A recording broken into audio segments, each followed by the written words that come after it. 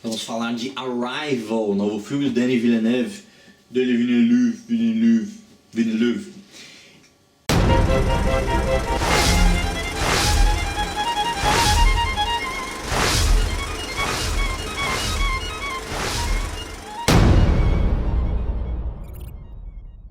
Arrival, A Chegada, é um dos filmes que mais pessoas pediram pra gente fazer lá nos Bons Companheiros e a gente ainda não fez, mas eu tô fazendo aqui sozinho o vídeo, então eu espero que vocês gostem. Meu nome é Fernando Imperato, eu sou fundador aqui do Congresso Nacional de Cinema, sou crítico de cinema e ensino sobre cinema, né, leciono sobre cinema através das nossas palestras lá dentro do Clube Conacine, e hoje eu gostaria de falar sobre A Chegada, Arrival.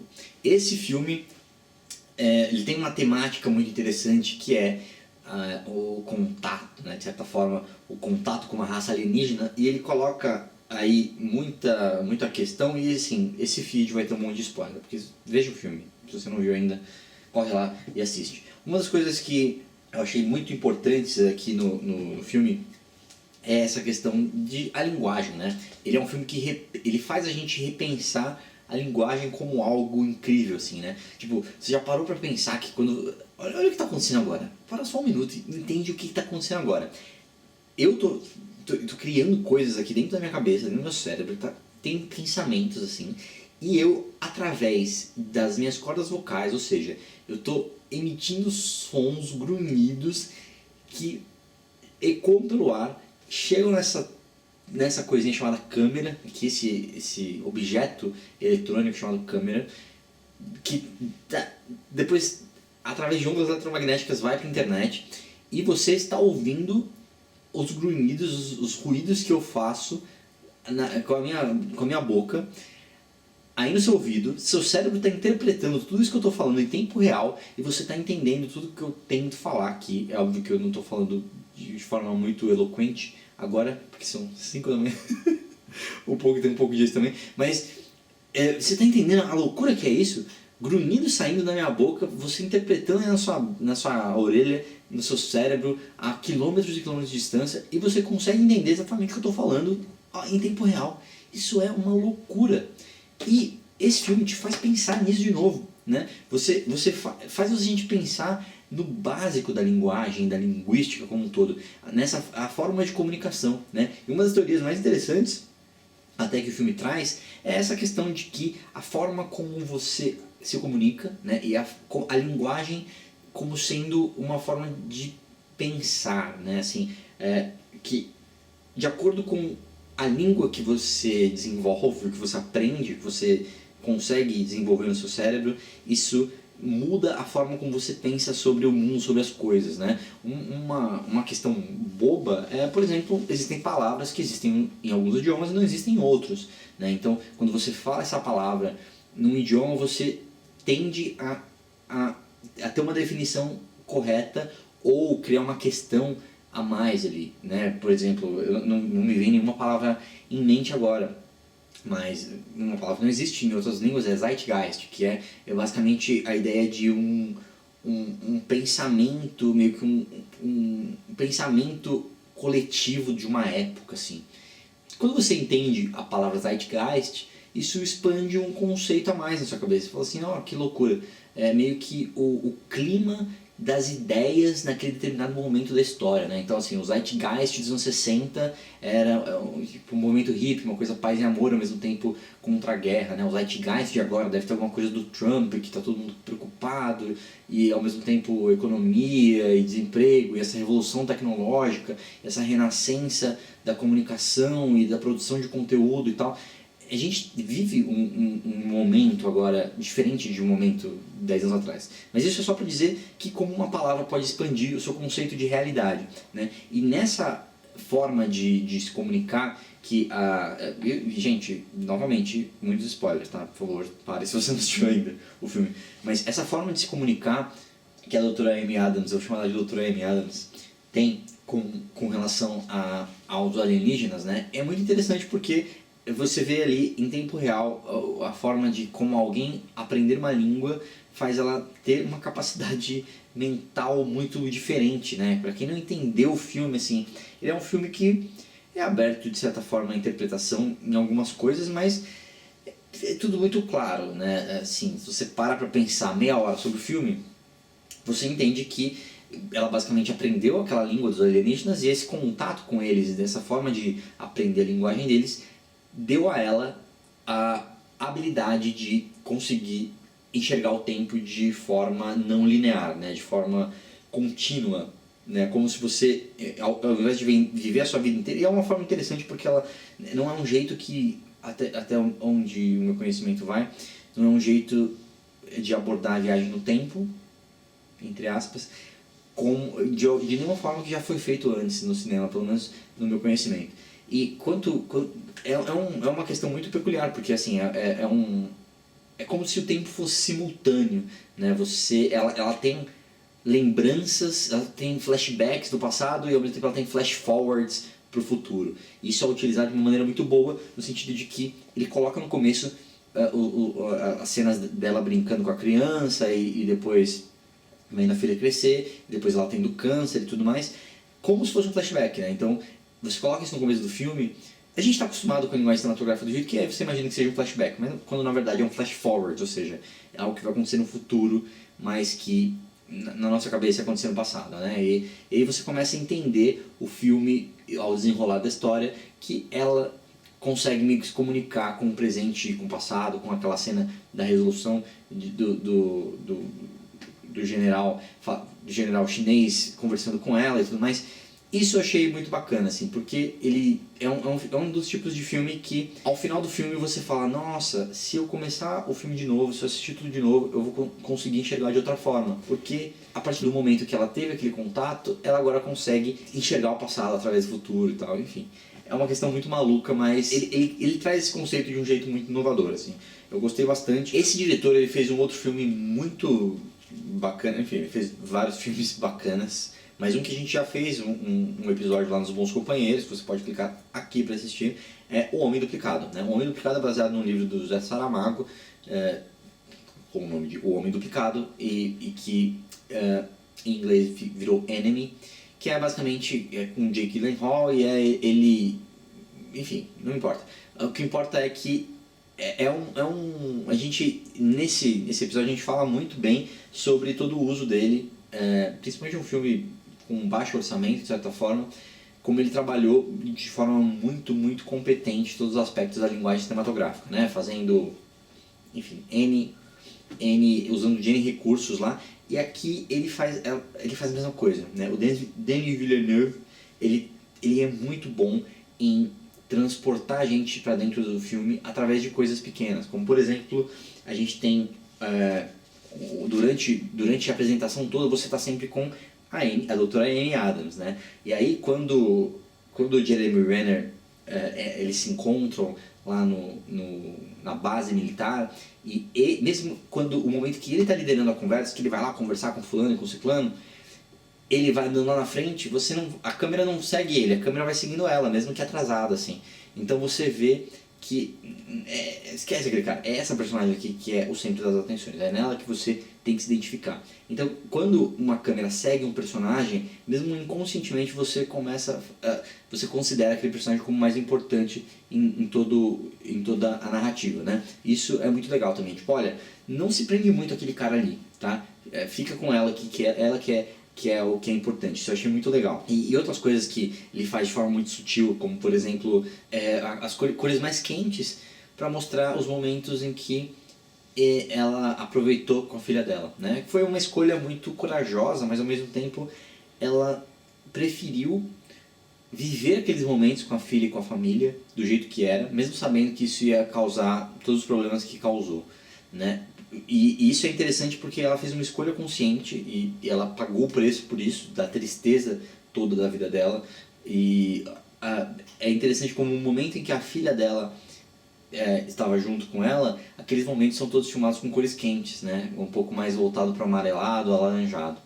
Quando você tem a vida normal dela, você tem sempre uma fotografia mais azulada, mais voltada para tristeza, né? O azul geralmente significa tristeza, cores mais frias, para essa coisa de putz, é um pouco menos interessante, a vida é mais melancólica, né? Isso eu achei muito legal. E quando depois que você entende, que você assiste o filme inteiro, quando você vê ele de novo, você começa a enxergar, fala, olha, as partes felizes e tristes da vida dela que vão se intercalando, né? Você vê o diretor usando um ângulo plongé, ou seja, um ângulo de baixo para cima, assim, quando ela vai entrar naquele objeto gigantesco, né? Aquela nave que está lá. Quando você vê uma coisa de baixo para cima, ela dá uma impressão de algo superior a você, algo que intimida, algo que você não quer confrontar, algo que você deveria ter cuidado, né? Porque basicamente a nossa, psicologicamente, quando você vê alguma coisa grande, muito maior que você tem medo, porque é o que você sempre teve medo quando você era pequeno, né? Os seus pais,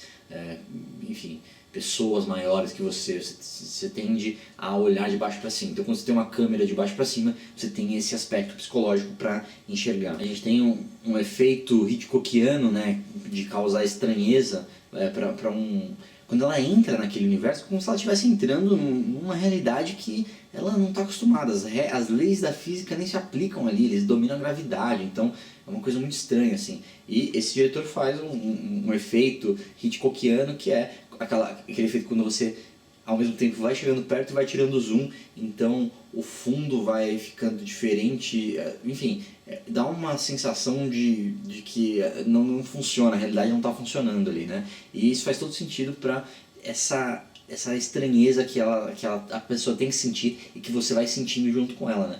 E ele faz muito bem esse trabalho de você entrando junto com ela nessa caverna que é esse monólito do 2001 Odisseia no Espaço, que é essa nave, né? Então é um ambiente muito estranho ali, o que você está fazendo ali e como você se portar, o que fazer, o que esperar, qual a sensação que isso causaria numa pessoa como ela, e você entrando ali junto com ela. O diretor quer que você sinta aquela mesma sensação e ele usa essas pequenas estranhezas como a câmera de cabeça para baixo, enfim, coisas desse tipo que são muito funcionais. Funcionam muito bem porque você realmente fica com aquela sensação que você deveria ficar. Parabéns para o diretor. Além de outras jogadas muito importantes, a gente tem a jogada dessa língua, né, como sendo algo circular, ou seja, não tem começo, meio e fim, né, eles colocam uma palavra de um jeito, ou uma frase, uma sentença de um jeito que existe um significado imediato ali, você não tem o começo e o final da frase, e é tudo meio que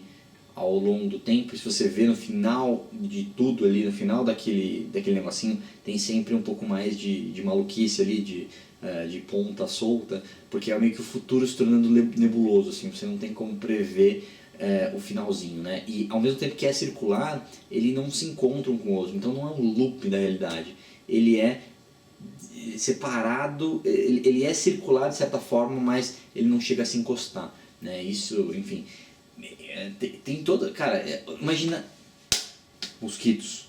Imagina todo o departamento de criação, de direção de arte e linguística, eles tiveram um consultor linguístico para isso, toda a parte filosófica. Aliás, tem 2 vídeos muito bons sobre A Chegada, que eu preciso que vocês assistam também. Um deles é do Bruno Albuquerque, do Clube de Cinema das Portas, em que ele faz um pouco mais de detalhes e um pouco mais visual isso que eu estou falando, né, com vários outros detalhes que só ele enxergou.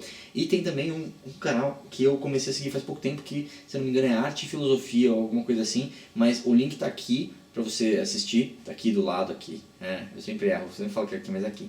O link está aqui do lado porque também é muito legal, é um filósofo, né, um cara, eu não sei se ele é formado em filosofia, enfim, mas eu achei o canal muito bom e ele trata desse assunto da linguística de uma forma muito mais aprofundada, assim. Então, parabéns por esse vídeo e eu quero até conversar com esse cara para convidar ele para conversar sobre isso, né? E uma das coisas que esse filme também trata é assim, como às vezes formas diferentes, de palavras diferentes que você tem para a mesma coisa, se transformam em formas diferentes de ver o mundo, né? Que é o que eu falei, e ele exemplifica isso com a questão do presente, aliás, com arma e ferramenta, né? De que, como em algumas línguas, arma e ferramenta significa a mesma coisa, e olha a diferença que a gente tem, né? A arma é uma ferramenta, de certa forma, uma ferramenta para matar, né? É uma ferramenta para agredir, para agressão, e no fundo, qual a diferença disso, né?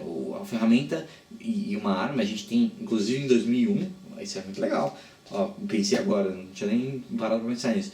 Em 2001, Odisseia no Espaço, a primeira cena, né, sem dar spoilers, mas a primeira cena é a primeira sequência chamada The Dawn of Man, né, a alvorada da humanidade, do homem. E é basicamente, você vê lá um monte de macaco e você descobre, você vê eles descobrindo uma arma, né? Basicamente, eles descobrem que se eles pegarem um osso e darem na cabeça de alguém, esse objeto contundente vai matar outro cara, e aí você, beleza, agora você inventou ao mesmo tempo a guerra, e é ali que começa a primeira grande evolução tecnológica do homem, né? Assim, é uma sequência sensacional que termina com o macacão jogando não é macacão que chama, né? Enfim, tem um nome lá, inclusive chama Moongazer, o olhador de lua, o olhador da lua, o macaco que fica olhando para a lua. Ele joga o osso para cima e aí, quando corta, acontece aquele corte famoso na história do cinema, que é o osso virando uma estação espacial, né? Um míssil espacial, tipo, como que um corte mostrando como a humanidade evoluiu nesses anos e que a ferramenta foi a base para isso, né? E voltando à temática de 2001, ele tem uma temática também, sem dar muito spoiler, mas de uma tecnologia alienígena trazendo um presente para a evolução da humanidade, né? Uma coisa meio assim. E a gente vê isso acontecendo aqui também, você não entende muito bem o porquê daquilo, né? O porquê que os hectapódios, eles chamam hectapódios, né? Por que eles estão entregando aquela arma? Isso não fica muito claro e talvez você pode aí tirar suas conclusões, né? Se eles estão manipulando a humanidade para depois utilizarem no futuro, se eles estão sendo perseguidos ou se eles querem deixar esse conhecimento para que eles mesmos salvem, se os hectapódios são os próprios humanos do futuro, que eu acho isso não faz sentido nenhum, porque por que o humano ia mudar enfim, fisicamente de forma tão drástica que não tem nada a ver, assim, enfim. Não é que ele virou uma energia, não é que ele virou um cérebro gigante, virou um hectapode, mas tudo pode acontecer. Só que eu acho interessante porque ele deixa umas questões abertas, mas ele fecha, né? Basicamente, ele fecha as respostas. Quer resposta? Assiste o vídeo do Bruno Albuquerque, que ele dá uma explicação pro final de A Chegada, que eu não acho que a gente precise fazer aqui, né? Eu queria fazer essa conversa sobre o filme, que toca nesses assuntos de uma forma muito inteligente, questão de as escolhas, assim, mesmo se você soubesse o futuro, você faria as escolhas que você faz e o preço que você paga pela felicidade e, enfim, tem tanta coisa interessante para conversar, né? Uma coisa interessante também é a junção meio que da parte mais humanas da coisa, né, da parte linguística com a parte científica, né? Então você tem um casamento ali dos dois, né, que é uma linguista e um cientista, mais um engenheiro, a parte mais exata da coisa, e como essa colaboração é o que resolve o problema, né? Por mais que a gente tenha lá o general chinês, que a gente tenha essa comunicação com os hectapódios, se não fosse a parte técnica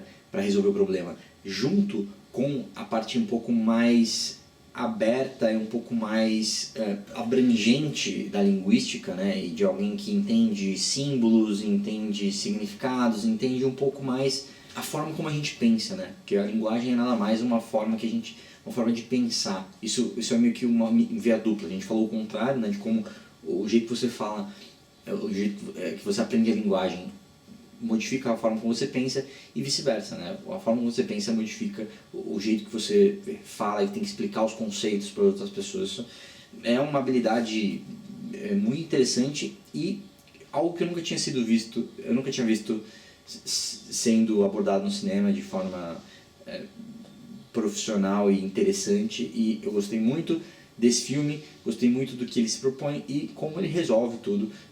A gente tem um exercício aí de cinema que vai entrar para a história e eu acho que é muito interessante. O tipo de filme que te faz pensar.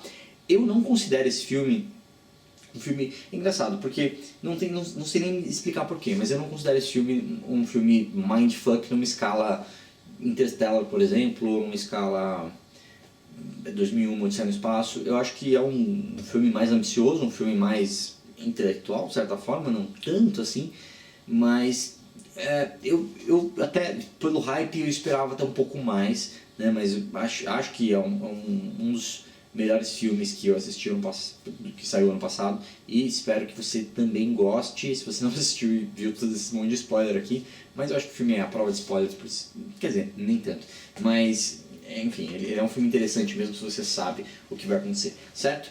É isso, se você ainda não se inscreveu aqui no canal, se inscreva para assistir os próximos vídeos e a gente vai se falando por aí. Um abraço, tchau, tchau.